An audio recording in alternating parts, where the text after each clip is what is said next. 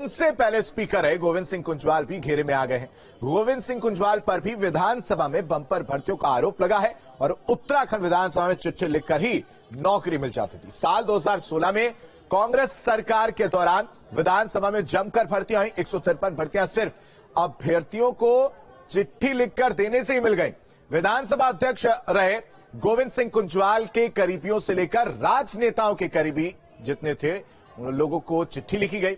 बताया जा रहा है कि भाई भतीजे को विधानसभा में अहम पद दिए गए। साल 2016 में स्पीकर रहते हुए गोविंद सिंह कुंजवाल ने 153 पदों पर भर्ती की थी।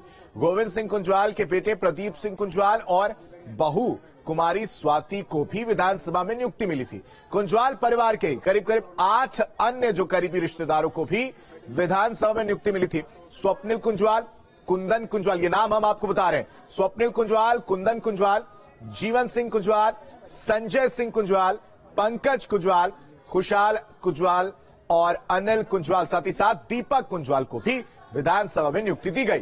2016 में तत्कालीन मुख्यमंत्री के करीबी अपर निजी सचिव खजान धामी और उनकी पत्नी कुमारी लक्ष्मी को भी विधानसभा में नियुक्ति मिली। साल 2016 में ही तत्कालीन सचिव विधानसभा जगदीश चंद्र के भाई के साले मनोज कुमार को भी विधानसभा में नियुक्ति मिली। साल 2016 में तत्कालीन संयुक्त सचिव विधानसभा रहे चंद्रमोहन गोस्वामी की भतीजी कुमारी सोनम को भी विधानसभा में नियुक्ति मिली। तो आप समझ सकते हैं कि सिर्फ चिट्ठी लिखो और नौकरी पाओ, ये साल 2016 में ये हाल था। 153 जो लगभग भर्तियां हैं देखने को मिली जिन पर इस तरह से गड़बड़ी का आरोप है कुंजवाल पर और उनको ऐसे ही नौकरी दे दी गई है।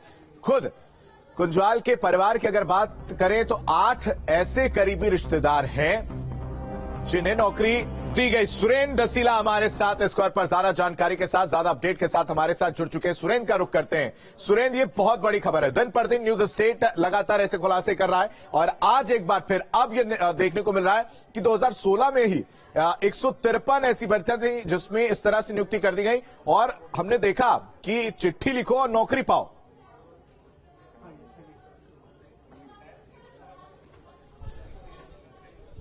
बिल्कुल बिल्कुल, देखिए आशीष, ये उत्तराखंड की विधानसभा में परिपाटी बन चुकी है। प्रकाश पंत पहले विधानसभा अध्यक्ष रहे, तब से ये शुरुआत ही हो गई। कल हमने दिखाया 2022 में जो भर्तियां हुई, स्पीकर थे प्रेमचंद अग्रवाल, किस तरह की गलतियां थी, क्या कुछ हुआ और कितने वो भड़क जाते हैं। लेकिन आज हम ये बता रहे हैं कि गोविंद सिंह कुंजवाल भी शायद विधानसभा को अपनी जायदाद समझ के, मैं ऐसे शब्द बोल रहा हूं, अपनी जायदाद समझ के प्रयोग कर रहे थे। 153 लोगों को वो भर्ती करते हैं जिसमें उनके बेटे प्रदीप कुंजवाल को नियुक्ति मिल जाती है, उनकी बहू कुमारी स्वाति को नियुक्ति मिल जाती है, उनके परिवार के 8 जो जाति से कुंजवाल हैं, उनके गांव के लोग हैं, उनको नियुक्ति मिल जाती है। और सबसे बड़ा नाम इसमें जो है, उस वक्त हरीश रावत जी मुख्यमंत्री थे प्रदेश के, उनके एपीएस अपर निजी सचिव प्राइवेट कोटे के, सरकारी वाले नहीं, प्राइवेट कोटे के खजान धामी, जो उनके खासम खास थे, बड़े करीब में रहते थे, सीएम हाउस की सारी फाइलें ये साइन करवाते थे, इनको और इनकी पत्नी कुमारी लक्ष्मी, इन दोनों को एक साथ नियुक्ति मिल जाती है। ये कितने काबिल थे ये किसी ने नहीं पूछा, लेकिन सिर्फ इस तरह की चिट्ठी लिखी जाती है, इस तरह की सिर्फ चिट्ठी लिखी जाती है और उसमें लिखा जाता है कि हमें नौकरी दे दी जाए। हमें ये पता चला है कि विधानसभा में पद खाली है। ठीक है सुरेंद्र, एक मिनट आप हमारे साथ रुके रहिए। हमें सबसे पहले ये बड़ी खबर, सबसे बड़ा खुलासा हम दिखा देते हैं। वो चिट्ठी हम अपने दर्शकों को दिखा देते हैं कि किस तरह से वो चिट्ठी लिखी जाती थी और चिट्ठी लिखने के बाद किस तरह से ये नौकरी मिल जाती थी। देखिए वो चिट्ठी है। सर्वप्रथम मैं आपको अपनी स्थिति के बारे में अवगत कराना चाहता हूं कि मैं एक गरीब परिवार का सदस्य हूं एवं परिवार की आर्थिक स्थिति ठीक नहीं है। महोदय, मेरी शैक्षिक योग्यता स्नातक है,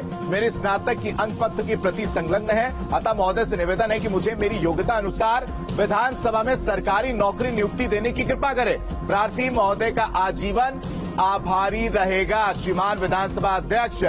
लिख और ये लिख दिया गया और इसके बाद नौकरी मिल गई। सुरेंद्र डसीला हमारे साथ बने हुए। सुरेंद्र, हमने वो चिट्ठी दिखाई जिसमें सरकारी नौकरी नियुक्ति देने की कृपा करे, प्रार्थी आपका आजीवन आभारी रहेगा। समझ रहे आप किस तरह से वो लिखा गया और ये चिट्ठी लिखने के बाद नौकरी मिल गई।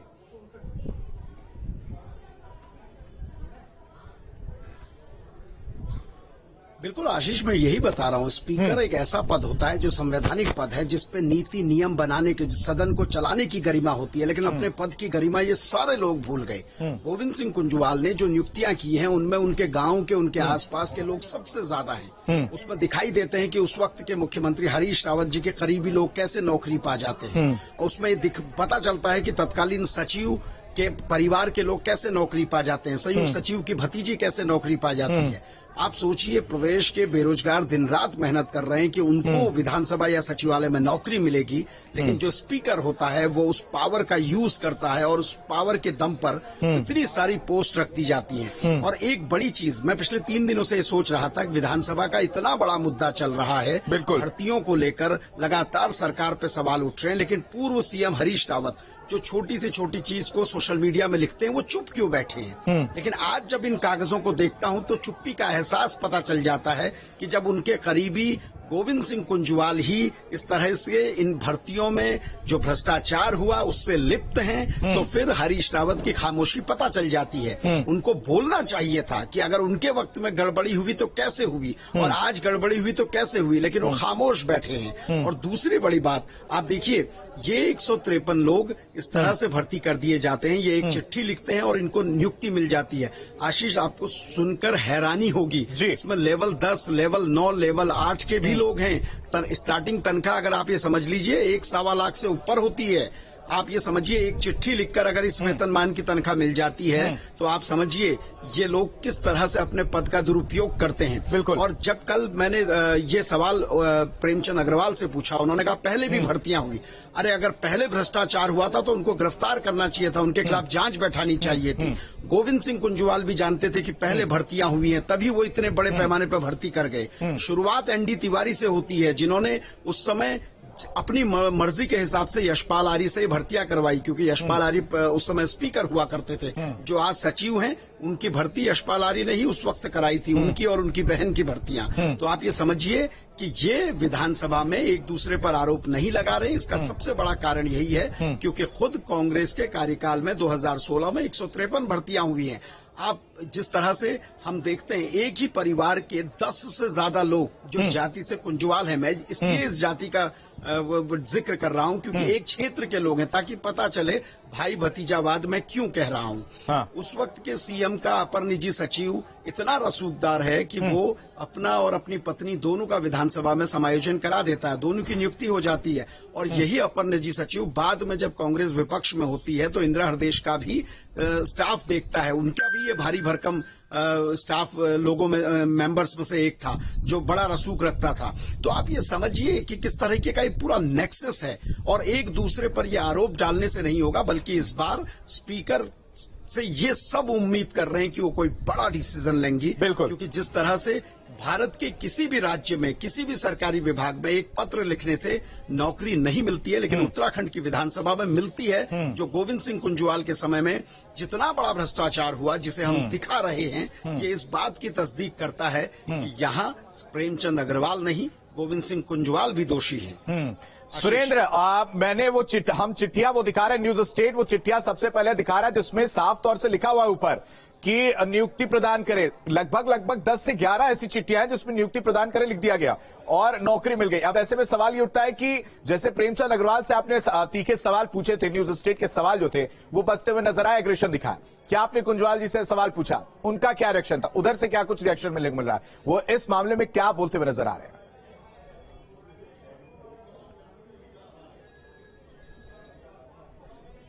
बिल्कुल, देखिए आशीष, अभी गोविंद सिंह कुंजवाल से बात नहीं हुई क्योंकि जागेश्वर के जनप्रतिनिधि हैं, लेकिन ये सवाल जरूर पूछेंगे और सिर्फ गोविंद सिंह कुंजवाल से नहीं पूछेंगे, हरीश रावत जी से भी पूछेंगे कि उनकी नॉलेज में ये नहीं था कि उनका अपर निजी सचिव और उसकी पत्नी विधानसभा में नियुक्ति पा रहे हैं। क्या उनकी नॉलेज में नहीं था कि 153 लोगों को नियुक्ति दे दी गई सिर्फ पत्र लिखने से? क्या उनकी नॉलेज में ये नहीं था कि इतना बड़ा भ्रष्टाचार हुआ?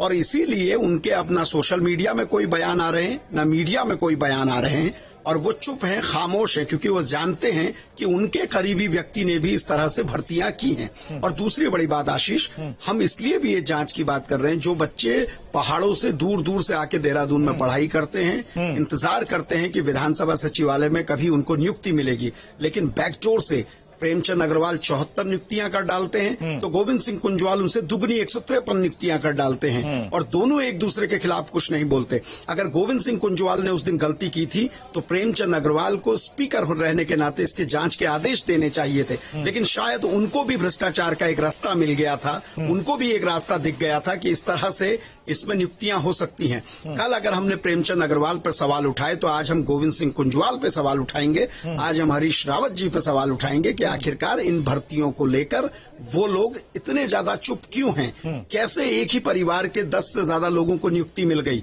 उस वक्त के सचिव पर ऐसी क्यों कृपा आपने की कि उनके रिश्तेदारों को नौकरी मिल गई, संयुक्त सचिव के रिश्तेदार को नौकरी मिल जाती है और तमाम फेहरिस्त में नाम है, चाहे वो कांग्रेस का समय हो उस समय भाजपा के लोगों के नाम है, चाहे वो भाजपा का समय हो उस समय कांग्रेस के लोगों के भी नाम है। तो इसलिए आशीष पक्ष और विपक्ष का जो खेल है वो मिलकर चल रहा है। और लेकिन इस बार क्योंकि एक महिला स्पीकर हैं और सबको उनसे उम्मीद है और जिस तरह से मुख्यमंत्री ने भर्तियों को लेकर बड़ा एक्शन लिया है, प्रदेश के बेरोजगार उनकी ओर देख रहे हैं कि इस बार कहीं ना कहीं विधानसभा को लेकर कोई स्थायी नियम बनेगा और कुछ ठोस कार्रवाई होगी। एक चीज और बताऊंगा आशीष, जी। विधानसभा को लेकर एक सीधे नियमावली है कि आयोग के जरिए, ये कमीशन पोस्ट हैं, आयोग के जरिए इनकी नियुक्ति होगी, लेकिन ये सारे आदेश, सारे नियम एक ओर रख दिए जाते हैं।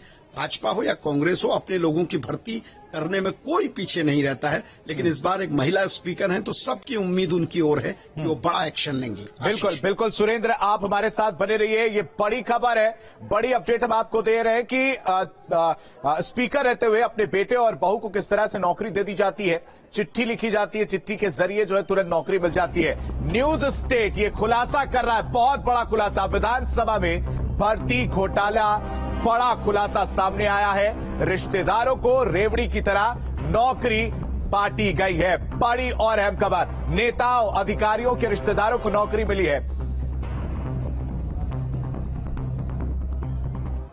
और बढ़ते आगे, कैबिनेट मंत्री धन सिंह रावत का बड़ा बयान सामने आया विधानसभा भर्ती घोटाले पर। धन सिंह रावत का बयान सामने आया जिसमें बड़े मगरमच्छों को जाल में फंसा लिया गया। धन सिंह रावत ने बयान दिया है, जीरो टॉलरेंस की सरकार निष्पक्ष जांच कर रही है।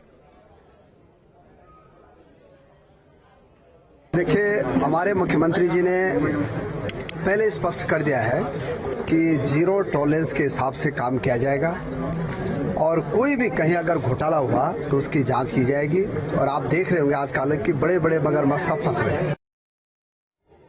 और हमारे साथ कांग्रेस प्रवक्ता गरिमा जी हमारे साथ जुड़ चुकी हैं। बहुत स्वागत है मैम आपका। सबसे पहले आप इस पे रिएक्शन दे दीजिए क्योंकि न्यूज स्टेट के खुलासे से सनसनी मची है। हमने बताया कि चिट्ठी लिखी जा रही है और कुंजवाल की अगर बात की जाए, उनके परिवार के 8 लोगों को नौकरी दी गई। क्या कहेंगी आप? नहीं, निश्चित तौर पर देखिए, ये अब घड़ा भर चुका है उत्तराखंड का, पाप का भी घड़ा भर गया है नेताओं का और जनता का भी सब्र का घड़ा भर गया है। अब इट इज टाइम नाउ कि अब ये सब कुछ खुल के आना चाहिए। भ्रष्टाचारी कोई भी हो, किसी भी दल का हो, वो नहीं बचना चाहिए। जिसने भी उत्तराखंड के युवाओं के साथ धोखा किया है, उसके साथ छलावा किया है, उसके सपनों को चकनाचूर किया है, उसको अब बख्शा नहीं जाना चाहिए। और मुझे लगता है इसमें एक बड़े जन आंदोलन की जरूरत है जो ऑलरेडी उत्तराखंड में आ चुका है। हमारे वहाँ एक के बाद एक भर्ती घोटाले खुलना, परत दर परत, जैसे प्याज की परतें होती हैं उस तरह से परतें खुल रही हैं, तो अंदर सब काला ही काला निकल रहा है। कहीं से कोई रे ऑफ होप या आशा की किरण नजर नहीं आ रही है। ऐसे में मैं आपको बताना चाहती हूँ, जो अभी नया जलजला आया है विधानसभा नियुक्तियों का, उसमें तो आपके होश उड़ जाएंगे अगर आप देखेंगे कि कोई भी ऐसा नहीं है जो ऊपर से लेकर नीचे तक हमाम में नंगा ना हो। पूर्व मुख्यमंत्री कोश्यारी अपने बड़े भाई की बेटी छाया कोश्यारी को लगवा देते हैं। प्रांत प्रचारक युद्धवीर सिंह जो आरएसएस के हैं, वो अपने ड्राइवर को लगवा देते हैं। गोविंद कुंजवाल पर आप क्या कहेंगी? वो जब स्पीकर थे और बेटे और बहू को उसी दौरान उन्होंने नौकरी दे दी, वो भी चिट्ठी लिखी हुई थी। हरीश रावत के सहयोगी को भी नौकरी दे दी गई। मैं बताती हूँ ना, नहीं, मुझे बोलने का मौका दीजिए। ये मैं विपक्ष की नपुंसकता के रूप में देखती हूँ। फिर अगर उस वक्त कांग्रेस की सरकार थी और गोविंद सिंह कुंजवाल जी अध्यक्ष थे, तो ये बवाल जो आज कांग्रेस ने विपक्ष के रूप में जो पूरा जनहित में हमने जिस तरह का विरोध मुखर होकर हम कर रहे हैं, उस तरह से विपक्ष मौन क्यों था, तो क्यों रहा था? उस वक्त के विपक्ष पर उंगली उठनी चाहिए कि अगर विधानसभा में ये सब, पहले तो मैं पुष्टि नहीं करती आपकी बातों की, अगर होती है जांच में ये बातें पाई जाती हैं। लेटर है, लेटर चल रहा है हमारा। मैंने कहा अगर जांच के दायरे में कोई भी आ रहा है तो उस पर कार्रवाई होनी चाहिए। भ्रष्टाचार पर हमारी लड़ाई जो है वो बड़ी लड़ाई है। इसमें छोटी मछली हो, बड़े मगरमच्छ हो, सबके सब जैसे गेहूं के साथ घुन पिसता है, सबको पिसना होगा। क्योंकि अगर उत्तराखंड से हमें सफाया करना है इस परिपाटी का, उत्तराखंड से अगर हमें नेस्त नाबूद करना है ऐसे लोगों को जो उत्तराखंड को खोखला कर रहे, तो फिर उसमें तो कई लोग चक्की में पिसेंगे। तो मैं आपको यही कह रही थी, उस वक्त मीडिया क्या कर रहा था, उस वक्त मुख्य विपक्षी दल जो था वो क्या कर रहा था। अगर कुंजवाल जी पर आप इतने सालों बाद आरोप लगा रहे हैं तो 6 साल से आपकी सरकार है। चलिए तो मान लीजिए ना गरिमा जी, मान लीजिए ना अब आरोप जो लगे हैं वो कहीं ना कहीं जांच होगी। 153 भर्तियां कम नहीं होती मैम। वो देखिए, जिसकी लाठी उसकी भैंस। इस वक्त लाठी भारतीय जनता पार्टी के हाथ में है। जिस तरह से पूरे देश में हम देख रहे हैं कि ईडी का हमला केवल विपक्षी दलों पर हो रहा है, वैसे ही पिक एंड चूज की राजनीति नहीं होनी चाहिए। ये नहीं कि आप अपनों को बचाएंगे और कांग्रेस पर हमलावर हो जाएंगे। ये आप समझिए, कुंजवाल जी पर टारगेट इसलिए किया जा रहा है क्योंकि प्रेमचंद अग्रवाल को बचाना है, उस पर से ध्यान हटाना है, नैरेटिव प्रदेश का बदलना है। नहीं, जांच होगी तो जांच होगी अगर गरिमा जी तो दोनों ही जगह जांच होगी, लेकिन 73 के मुकाबले 153 ज्यादा है। हम तो भ्रष्टाचार तो भ्रष्टाचार है। 2000 से जांच कराओ भाई। जिस दिन से राज्य का गठन हुआ, आप स्वर्गीय प्रकाश पंत जी नहीं रहे, तो जिस दिन से राज्य का गठन हुआ उस दिन से जांच कराइए, हम स्वागत करेंगे। आप कराइए तो सही, हिम्मत तो दिखाइए। क्योंकि आपको पता है कि 90% या 99% तो आपके अपने घर के लोग हैं उसमें, इसलिए जांच से आप हाथ पीछे खींच रहे हैं। और अब जिस तरह की तस्वीरें उत्तराखंड की निकलकर सामने आ रही है, ये तो मुझे व्यापम से भी ज्यादा बड़ा घोटाला लग रहा है। तो मतलब आप ये मान रही और नाम सामने आ सकते हैं, और घोटाला इसमें देखने को मिल सकता है, इससे बड़ा भी 153 से ज्यादा भी हो सकती है। आपने मुझे नाम बोलने कहा कि भाई राज्यसभा सांसद जो नवनियुक्त जो सांसद हैं, राज्यसभा सांसद कल्पना सैनी, उनके 2 सगे संबंधी, सतपाल महाराज के पीआरओ राजन रावत, मदन कौशिक के पीआरओ अमित वर्मा, रेखा आर्या के पीआरओ गौरांग, अजय कुमार के पीआरओ, कांग्रेस से कितने, मुख्यमंत्री के OLT, तो बीजेपी के आपने गिनवा दिए, कांग्रेस की भी गिनवा दीजिए गरिमा जी। मैंने कहा तो कांग्रेस के गिनवाने का काम भारतीय जनता पार्टी का है। गिनवाए तो सही, मादा को दिखाए। आशीष मुझे एक सवाल पूछना है। ठीक है गरिमा जी माफ कीजिएगा, हमारे साथ हमारे सुरेंद्र सवाल पूछना चाह रहे हैं। पूछिए सुरेंद्र जी।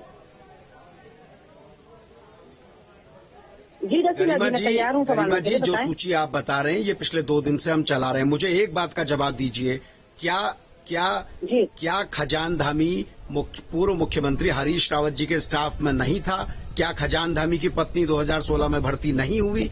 क्या कुंजवाल जी के 10 लोग परिवार के भर्ती नहीं हुए? आप इसका जवाब दीजिए ना। आप घुमा रही हैं। हरीश रावत जी हर दिन सोशल मीडिया में छोटी छोटी टिप्पणी लिखते हैं, मैं किसी बात से इनकार नहीं कर रही हूँ। इसका जवाब दीजिए। सुनिए, ना मैं किसी जांच समिति की सदस्य हूँ कि मैं आपकी बातों की पुष्टि कर पाऊँ।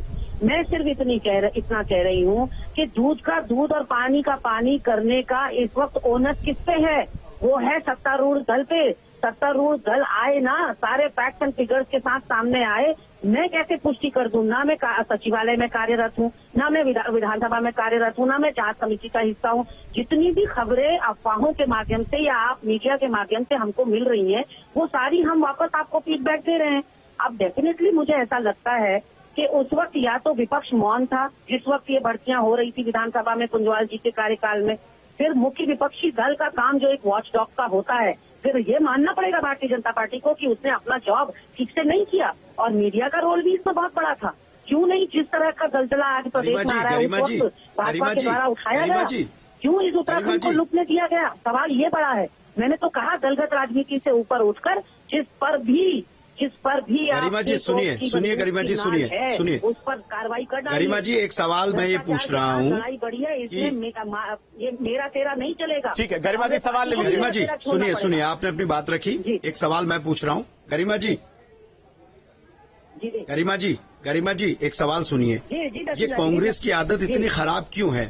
जो आपके प्लस में होगा उसको आप बढ़ चढ़ के बताएंगे, जो आपके माइनस में होगा उसको आप कहेंगे साहब पुष्टि नहीं है। कल तक जब भाजपा पे आरोप लग रहे थे, प्रेमचंद अग्रवाल पे आरोप लग रहे थे, तो हमारे दिखाए हुए सब आरोप सही थे। आज जब कांग्रेस पे आरोप लग रहे हैं तो आप कह रहे हैं इसकी पुष्टि नहीं हो सकती। अरे भैया अपने हिसाब से नहीं, तय करेंगे क्या चीजों को? सुनिए दसीला जी मेरी बात सुनिए। मैंने जांच के लिए कभी मनाही नहीं की है। मैंने सिर्फ जो भारतीय जनता पार्टी के भी लोग गिनाए हैं वो आप ही लोगों के न्यूज चैनल्स में जो खबरें चल रही हैं उसी की बिना पर गिनाए। मैंने कहा ना, मेरी अपनी तो कोई एजेंसी नहीं है, कांग्रेस की कोई एजेंसी ऐसी तो नहीं लगी है जो जांच कर रही हो इस पूरे प्रकरण की। हम सिर्फ आपकी बात को ही आगे बढ़ाने का काम कर रहे हैं। लेकिन 2016 में या 15 में या 14 में जब भी कुंजवाल जी के समय पर ये भर्ती हुई तो उस वक्त तक कहाँ सोए थे, हम ये कह रहे हैं। और अच्छी बात है अगर आज भी वो कफन से बाहर निकल के या कब्र से बाहर निकल कर मुर्दा बाहर निकल रहा है तो निकल जाने दीजिए ना, निकल जाने दीजिए। हम तो जांच के लिए, मैंने कहा तो कि स्वागत करेंगे, 2000 से लेकर आज तक की जांच करेंगे। अब इससे ठीक है गरिमा जी, हम आपके वापस आएंगे। हमारे साथ कैबिनेट मंत्री चंद्रनाम दास भी हमारे साथ जुड़ चुके हैं। बहुत स्वागत है सर आपका। सवाल वही कि लेटर पैड पर लिख दिया जाता है कि इनकी नियुक्ति कर दीजिए और नियुक्ति हो जाती है 153। कुंजवाल के खुद के 8 रिश्तेदार हैं, लेकिन कांग्रेस जो है वो सवाल ये पूछ रही है कि आप जांच क्यों नहीं करवा रहे? अब कांग्रेस विपक्ष की पार्टी है, उनको अधिकार है कहने का, मगर ऐसा मानक एक होना चाहिए। अगर पहले से नियुक्तियां हुई है, अगर उनमें कोई प्रूफ देता है तो उसकी निष्पक्ष जांच होनी चाहिए। विधानसभा एक अपनी संवैधानिक संस्था है और अगर उनके अध्यक्ष को विशेष अधिकार है तो ये अलग बात है। मगर ये है कि जो भी नियुक्तियां होनी चाहिए वो मानक के अनुसार, योग्यता के अनुसार और सबको उसमें लाभ मिलना चाहिए, मेरा मानना है। नहीं सर, जांच की बात की जा रही है। मंत्री जी चंद्रनाम दास जी, मंत्री जी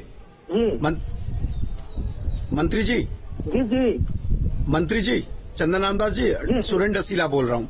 सर मेरा एक सवाल ये है, हमारे अध्यक्षों ने जो इतने साल से ये कहा है ना कि विशेषाधिकार है इनको नौकरी देने का, ऐसा कोई विशेषाधिकार नहीं है। सर मैं पिछले 3 दिनों से लोकसभा से लेकर उत्तर प्रदेश उत्तराखंड की कार्रवाई को ही पढ़ रहा हूँ। उसमें ये कहा गया है साफ कि अगर सत्र चलाने के दौरान आपको कार्मिकों की जरूरत पड़ती है तो टेम्परेरी बेसिस में सिर्फ सत्र की अवधि तक 15 से 16 दिन के लिए आप कार्मिकों को सत्र की अवधि तक के लिए रख सकते हैं, जिनको आप कुछ मेहनताना जो भी उनका वेतन बनेगा वो देंगे।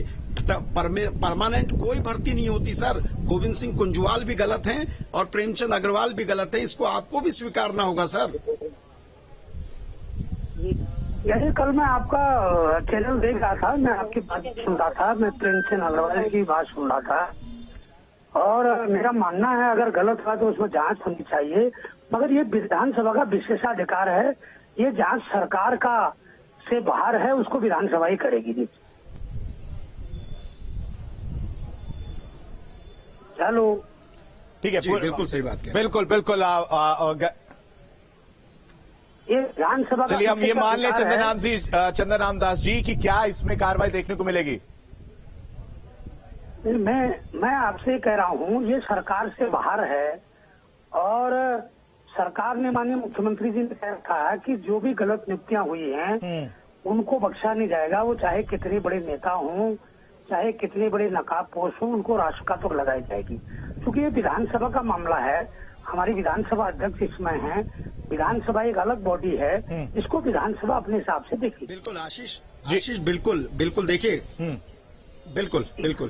बिल्कुल सुरेंद्र पूछिए, आप सवाल पूछ रहे थे। आशीष देखिए, कैबिनेट मंत्री सही बात कह रहे हैं, ये ज्यूरिडिक्शन स्पीकर का ही है। और बिल्कुल देखिए चंद्रनाम दास जी बिल्कुल सही बात कह रहे हैं, ये ज्यूरिडिक्शन स्पीकर का ही होता है। और इसीलिए मैंने जब शुरुआत की तो मैंने कहा स्पीकर अपने विदेश दौरे से आज लौट रही हैं, एक महिला हैं और सशक्त निर्णय और सशक्त तरीके से बात रखने के लिए जानी जाती हैं। इसलिए हम भी उन्हीं का इंतजार कर रहे हैं कि कब स्पीकर रितु खंडूड़ी आएंगी और वो इस पे क्या एक्शन लेंगी। लेकिन हम ये जरूर कह रहे हैं कि गरिमा जी से पूछ लेते हैं कि वो चंद्रनाम दास जी की बात से सहमत रही कि या नहीं। गरिमा जी, आप उनकी बात से सहमत हुई, आप सेटिस्फाइड हुई कि उन्होंने जो कहा कि हाँ ठीक है आगे जांच होगी?